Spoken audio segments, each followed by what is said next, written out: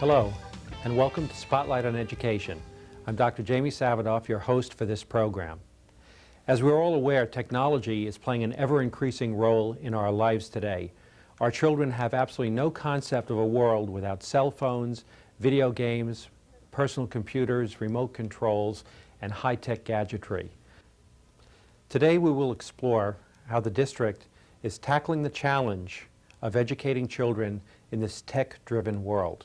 My guests today are Linda Torres, our Director of Information Technology, Hank Stankewicz, who is our Supervisor for Technical, Business, and Computer Education, and Robert McGarry, who is our Supervisor of Arts Education. It's been said that East Brunswick is far ahead of many school districts in the way that we use technology in our instructional program. Before we talk about that part of it, however, can you talk to us about the technical setup that we have, the infrastructure and the types of hardware or computer technology that we have throughout the district? Sure, I'd be happy to. East Brunswick School District has a very strong infrastructure. There's quite a bit going on in the school district. We have a T3 internet access from the school district out to the internet. We've recently upgraded that from a T1 circuit. It's tripled the amount of throughput that the users, the staff, and the students have to access the internet. And it's been being used quite a bit. We really have had a lot of students accessing the internet. Each of the schools and the administration building are connected with a private fiber wide area network. This is also connected with new networking equipment that gives us very high speed gigabit connections between all of the buildings. It's phenomenal. Most companies don't even have that type of an infrastructure. And that becomes important to us because our teachers are limited in a 40-minute time segment. So they can't wait for a dial-up 5 or 6 or 8 minutes to get connected. If they're doing some kind of computer project, they need to have that quick access so that they're not wasting time in the instructional program. They need the speed, and the students are expecting it now. Okay. Within each school, every single classroom, every office, and most of the multi-purpose rooms are all wired. Every room has multiple data connections, has voice connectivity, and also broadcast connectivity, which is also something that you don't see in many places. From any one of our classrooms, we can broadcast a video from that classroom throughout the school and throughout the entire district. We've used that on numerous occasions, and it's really a great educational tool. Each and every classroom has at least one multimedia computer in it, and that computer is connected to a television that allows the teachers to do presentations of things that they're doing on their computers. And most classrooms have even more than one computer in them currently. We also have...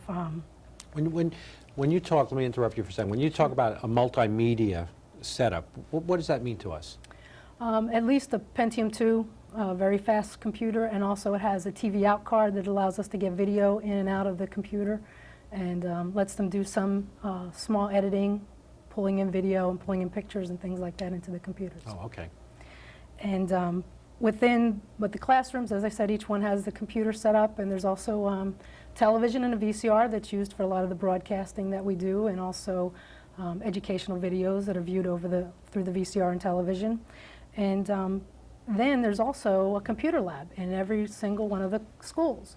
Each elementary school has one computer lab that's connected to the media center, has at least 30 computers in it, and a projector and a networked printer, so the students can go in there and access the systems on an as needed and scheduled basis. And the upper level schools, Hammersholt Middle School, Churchill Junior High School, and the East Brunswick High School, have also a computer lab that's located with the media center. But in addition to that, they have multiple subject-specific labs. There's a music lab that we'll talk about a little bit later. There's a social studies lab, video production lab. There's multiple computer labs throughout the schools. In addition, with all those labs, we have close to 3,000 desktop right. units throughout the district, and it's quite challenging to keep all those systems up to date and running and functioning. as you know, technology changes rapidly. We're constantly upgrading the computers and keeping the systems up and going. And that's challenging in a few ways, just technically being able to do it and also budgeting. We've been fortunate enough through the school budget to be able to keep up with the technology purchases.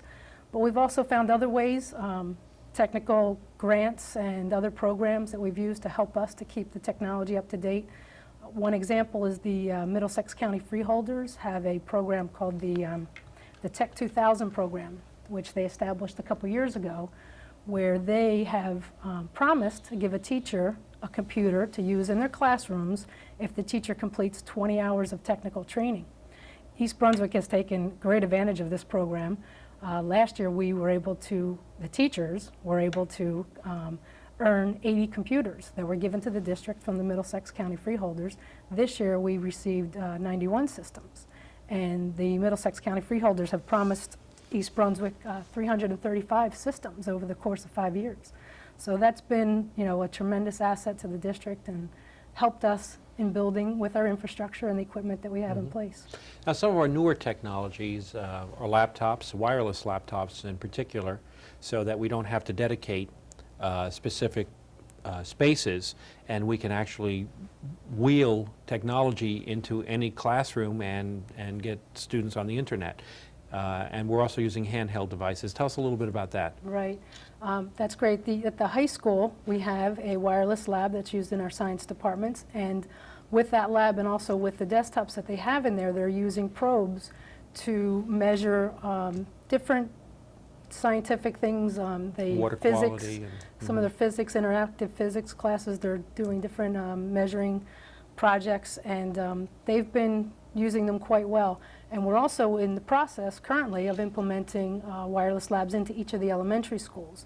That wireless lab will be the second lab in each of the elementary schools. And each one of those labs will be a wireless access point and a cart, and it'll contain 32 laptop computers for the elementary schools.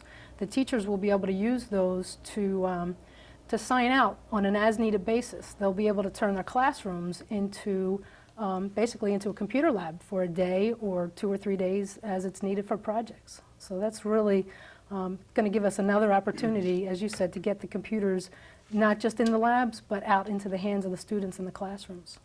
Recently, the governor of New Jersey, in speaking of the 21 educational points and his vision for education, he's added a fourth R, so to speak. It's literacy, or reading, writing, arithmetic, but he's also said it's technology, and that New Jersey, because of the change from manufacturing, which we have virtually no manufacturing any longer, to an information technology, that we really have to be on the forefront of preparing our students for that world. Now, speaking about preparing students, we have a lot of opportunities to use this hardware. What do we do to support our staff and to train our staff? That's also a very good question. I think this is, really one of the great areas where East Brunswick is able to shine. I think there's really two key elements that are needed to support technology, and the first one is technical support. And East Brunswick is very fortunate to have a very strong technical support team. Each one of the schools has a technical assistant or a technical aide that's located in the schools, generally close to the media center, that is there for the staff members, for the teachers, the administrators that are in the school, whenever they need help with their systems. They handle all the first level technical support, which has come in very, very handy. And in addition to that, there's a centralized technical staff that adds on to that and continues to support the rest of the desktops, the help desk, the multimedia projects, and also the networking equipment. The second key element to supporting technology is staff development. And East Brunswick found out very early on that you couldn't just put the equipment out there and expect people to use it. You really needed to put training and staff development along with the computers. And as we identified that we had needs for technical and staff development, we pulled that right into our staff development curriculum. We've always had a very broad staff development program, and we just simply incorporated the technology needs along with that. One thing that's been to our great advantage is that The ETTC, or the Middlesex County Educational Technology Training Center, is located in East Brunswick, in the school district, in the administration building. So we're very fortunate to have them working so closely with us. The training center is a self-supported training center, and they give technical training to any Middlesex County employee or any state employee. And because they're so close to us and work directly with us, the supervisors and the administrators are able to speak with Karen Warner, who is the director of the ETTC, and give her ideas of ways that we need technology training. And oftentimes she's able to incorporate that right into her program. Other times we're able to just use her facility and have our own training staff and pull our own workshops together using her facilities. The facilities that she has are very nice. She has 2 full computer labs. One is with about 30 desktop units. The other lab is, again, a mobile wireless type lab where she has a setup of, I believe, about 20 systems. So those 2 facilities are available for us often when they're not scheduled for their classes, and many of their classes we have many staff members participate in. I'd say we have a very high percentage of our staff members have been in attendance to multiple workshops. I'd say in 3 or 4 or more. We've also had the opportunity for many of our staff members to instruct in the workshops there at the ETTC. So as they become more knowledgeable, they become teachers. You know, I'd also want to mention too that through the New Jersey Project Elite, which is based on a grant, a matching grant from the Gates Foundation, that's geared at educational leaders, principals, supervisors, and superintendents. So we've been training our administrative and leadership staff to be proficient in the use of technology and to model and technology uses in the schools. So we're doing a lot in that area. I think we can agree we're doing very well in the cutting edge technology area. But how do we apply this to students? In other words, Hank, when do we introduce students in our school district to technology in the curriculum? Thank you, Jamie. And yes, we do have cutting edge technology in our schools. And not to brag, but we are quite recognized for having that technology, because we have schools from all over the state visiting our district to come in to see just how we do it in the classroom.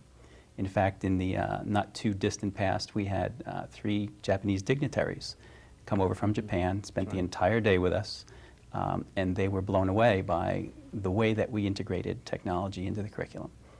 And they went home with a lot of information, just reams of paper, and their goal was to bring that back to the university and teach their teachers on how we do it. So that was very nice. But to begin with, for the most part, we don't teach technology. We integrate it into our curriculum. And it's been nice because our teachers have developed a wonderful array of curricular activities that match the core curriculum content standards that are set out by the state. And rather than develop new curriculum, why not just take the excellent curriculum that we already have and match or augment it with technology? And that's exactly what we've done. And thanks to our wonderful teachers, they're the ones that really make it happen in the classroom. That's exactly what we've done. We've integrated technology into the curriculum. Our integrating technology in the primary grades document is a document that we came up with staff help, which actually designates what kinds of things happen at the 1st, 2nd, and 3rd grade level. So your question, where do we... Yeah. We introduce students as early as... Kindergarten. Kindergarten. Yep. The kindergarten students learn what the computer is, what a keyboard is. They match different pieces. They also use, the teachers also use the computer to do lessons, showing what happens on the computer on the large screen so that the kids can see it as a large group. In 1st grade, prediction is one of the skills that we've targeted for our students. And one of the ways that we help with that, or the way that we've augmented the curriculum with it, is we use a program called Sammy's Science House. So what students do is they use the program to choose different things on the computer, saying, like, for instance, today might be windy, it might be cloudy, it might be sunny.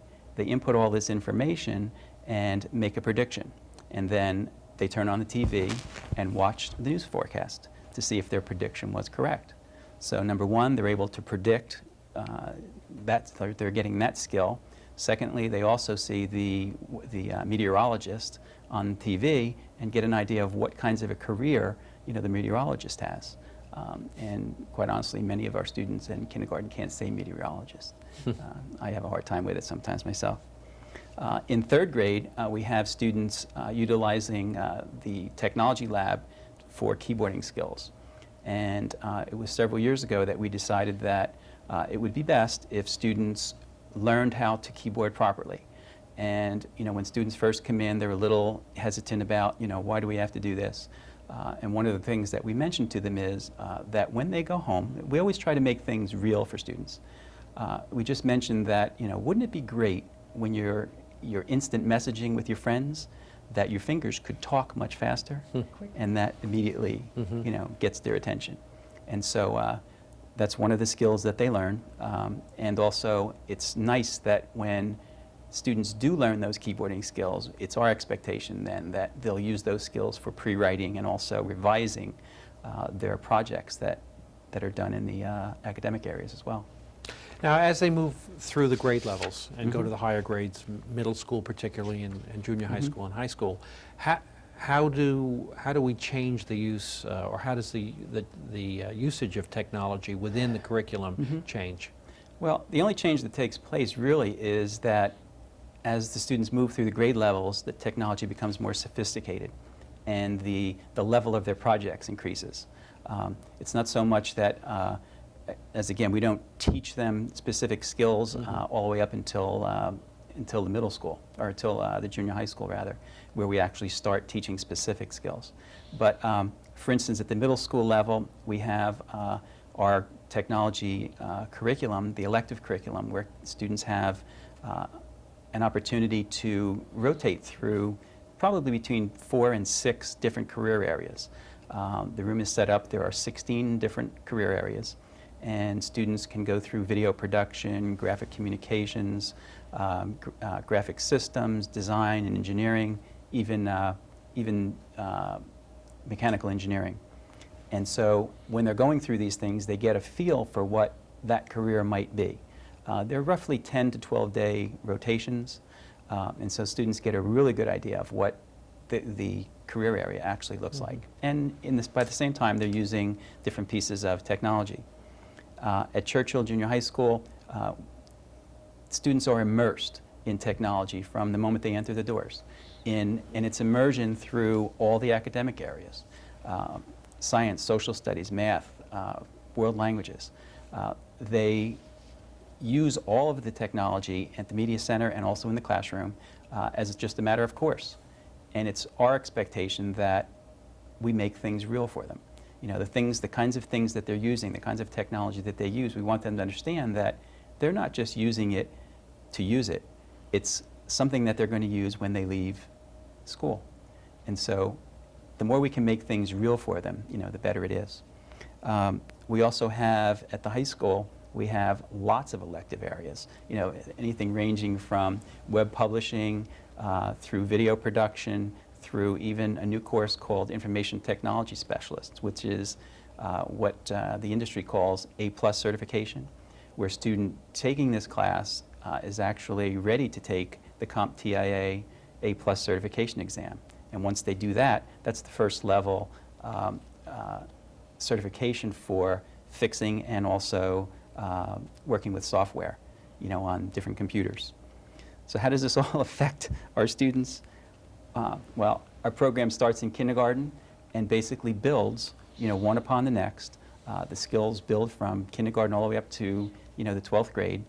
And again, it's our intention and our hope that as students use this technology, they go home, they talk to their parents, they get to see what their parents and how their parents use technology, and they begin to see that it's not just, we're not teaching this or using this technology in a vacuum. It's something that they're going to use for the rest of their life. Yeah, I've been impressed with the focus in East Brunswick since I've come here, because the focus is a seamless integration, and technology is a tool.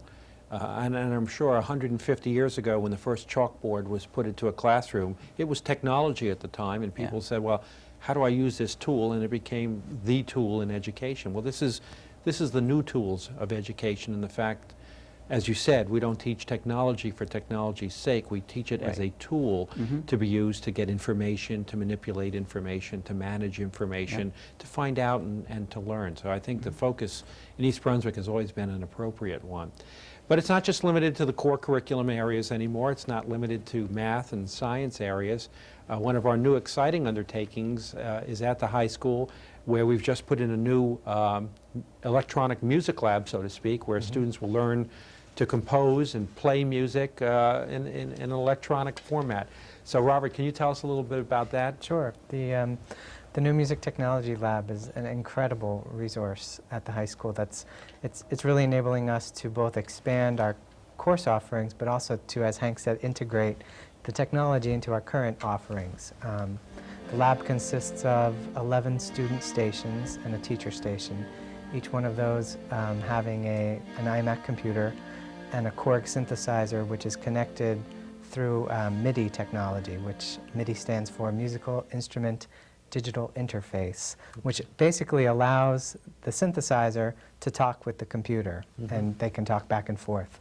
At the moment, 2 of our teachers are already integrating the technology into 2 of our current courses, which are musicianship, taught by Gordon Tedeschi, and advanced placement music theory, taught by Kathleen Spadafino. And they're really using it because the courses are centered around students acquiring musical skills and using those in terms of music theory.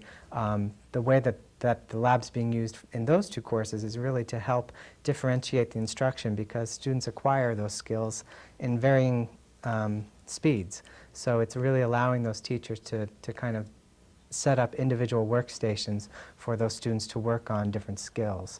A real exciting thing that's about to take place, I believe, within the next 2 weeks is, as the second marking period begins, we're introducing a new course called Music Technology and Composition, which will be a quarter course taught by John Kish, where students will actually be exploring composition and creating new sounds by using a program known as Sibelius, which is a musical notation program, and connecting that with the Korg synthesizers, and then using something which is actually used in professional recording studios, which is called Digital Performer, which allows them then to arrange that and choose different instrumental sounds to score the music that they're composing.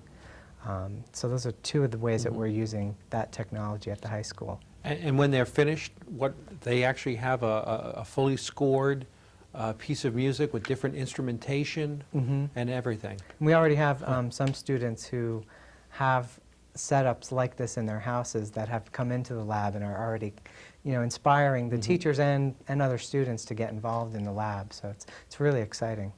We've heard from students how excited they are at one of our board meetings.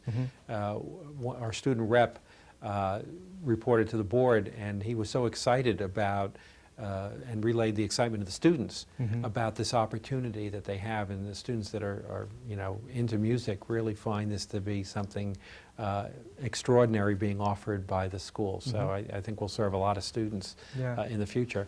One of the other things we get so many positive comments on is the computer art that we have displayed at the ETTC. And I know teachers are using computers for art. Can you take one? We have about a minute. Can you take a very brief overview of how the teachers are creating art with students on computers? Sure. Thanks to the labs that we have at the elementary schools, we really begin that in first grade with Kid Picks and Flying Colors. And we have one teacher in particular in our elementary schools who is really taking things to another level with using digital photography.